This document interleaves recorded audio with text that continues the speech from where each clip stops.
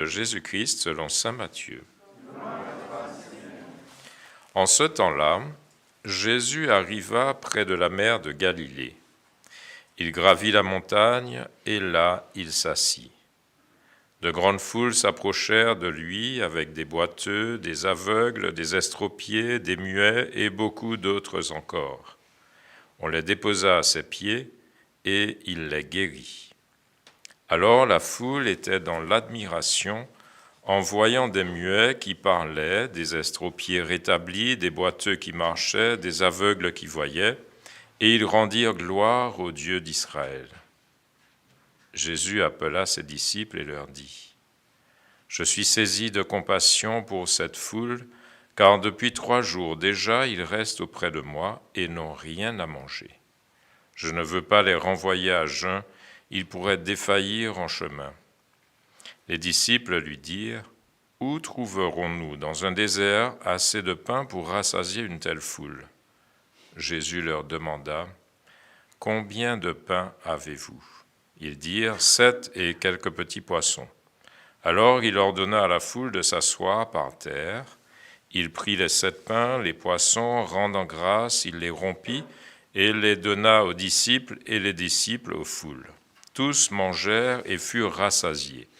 On ramassa les morceaux qui restaient, cela faisait 7 corbeilles pleines.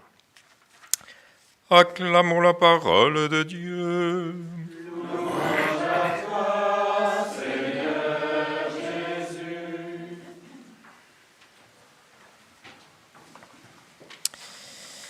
C'est presque l'heure de manger et on parle de nourriture, de mets succulents, de viande grasse, de vin capiteux, de festins de viande succulente, de vin décanté, enfin. Et puis là, la multiplication des pains, des petits poissons. J'espère que c'est des poissons frits, parce que c'est très bon. Enfin voilà, on parle de nourriture, un tas de bonnes choses. Et c'est très bien. C'est très bien. Et en fait, en lisant cet évangile, et puis la première lecture, on aura voilà, toutes ces invitations tout au long de l'Avent pour nous permettre d'arriver jusqu'à Noël et découvrir l'incarnation. Mais voilà, en lisant ces textes d'aujourd'hui, je me disais, mais quelle sollicitude en fait de Dieu et de Jésus en particulier. Parce que je ne sais pas si vous avez remarqué, mais Jésus arrive près de la mer de Galilée, il gravit la montagne, il s'assit. Bon. Et là, de grandes foules s'approchèrent de lui. On lui amène plein de gens, des boiteux, des aveugles, etc., des gens handicapés, des gens qui sont toutes sortes de difficultés, de maladies. Il les guérit et il fut saisi de compassion. Alors, pas parce que les personnes étaient malades, parce qu'il les guérit. Et donc, il répond aux demandes des gens qui sont là. Et il leur fait du bien. Il leur rend la santé, les aveugles voient, les boiteux marchent, les estropiés sont rétablis, les muets qui parlent, enfin, voilà. Mais ça ne suffit pas à Dieu. Ça ne suffit pas à Jésus. Jésus qui est Dieu. Il est saisi de compassion pour cette foule, car depuis déjà 3 jours, ils restent auprès de moi, dit-il, et n'ont rien à manger. Bon, j'ai envie de dire, c'est déjà pas mal. Il guérit tout ce monde-là, donc ils ont qu'à se débrouiller pour manger. Vous n'êtes pas d'accord avec moi ? Ben non, Jésus va jusqu'au bout. Et en fait, si on creuse un petit peu plus, si on essaye de réaliser là où il veut nous amener, par cette remarque et cette compassion qui le taraude, ces gens n'ont rien à manger et il ne veut pas les renvoyer à jeun, ils pourraient défaillir en chemin. Il ne s'agit pas tant de la nourriture terrestre, substantielle, des mets succulents, comme on voit là dans ce qui nous est promis dans l'éternité. On ne va pas se contenter seulement de manger des mets, de la viande, des légumes ou des gâteaux. J'aime bien les gâteaux.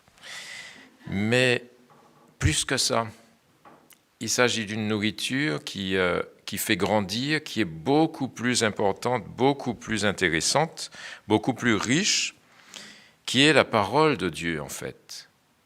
Et cette nourriture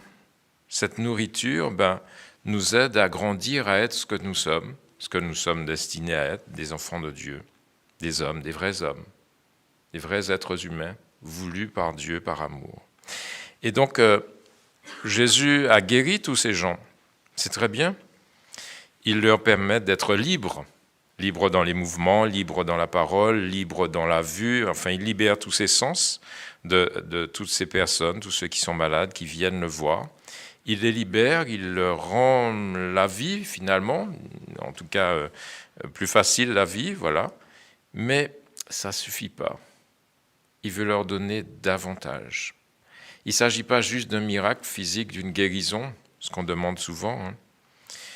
Mais Jésus et Dieu, voilà, il veut nous donner davantage, sa parole même. Parce que là, pour le coup, c'est une nourriture qui va durer. Parce qu'une guérison, ces gens viennent, ils sont guéris, les muets parlent, les estropiés sont rétablis, ils partiront, ils repartiront tout heureux, libres, mais pour faire quoi? Pour être dans le monde.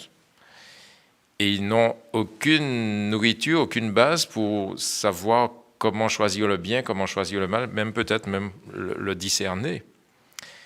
En recevant la parole de Dieu, en plus de la guérison, alors là, ils ont des éléments de discernement, du bien, du mal, et même des éléments de choix, une capacité de choisir le bien qu'a Dieu. Et donc, Jésus est saisi de compassion pour cette foule, et il ne veut pas se limiter aux simples guérisons qui sont importantes, hein,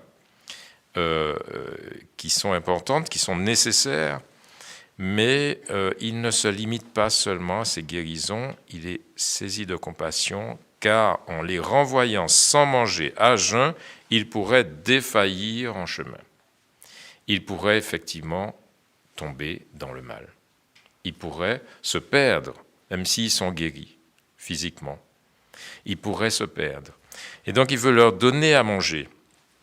Alors, bien sûr, il y a cet épisode du pain, des 7 pains, des quelques petits poissons, bien sûr, substantiellement, nourriture terrestre, ils auront ce qu'il faut.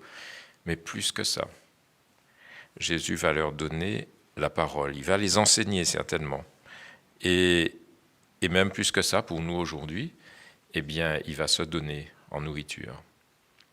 C'est pour ça que dans l'Eucharistie, on a 2 tables. La table de la parole, voilà, on va écouter, entendre la parole de Dieu.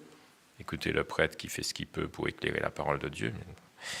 Mais c'est surtout la parole de Dieu, la table de, voilà, cette nourriture substantielle dont nous avons besoin tous les jours, régulièrement. Ignorer les Écritures, c'est ignorer Dieu, ignorer le Christ, nous disait un grand saint. Et puis, 2e table, nous avons l'Eucharistie, où là, Jésus se donne lui-même. Voilà, ceci est mon corps, ceci est mon sang.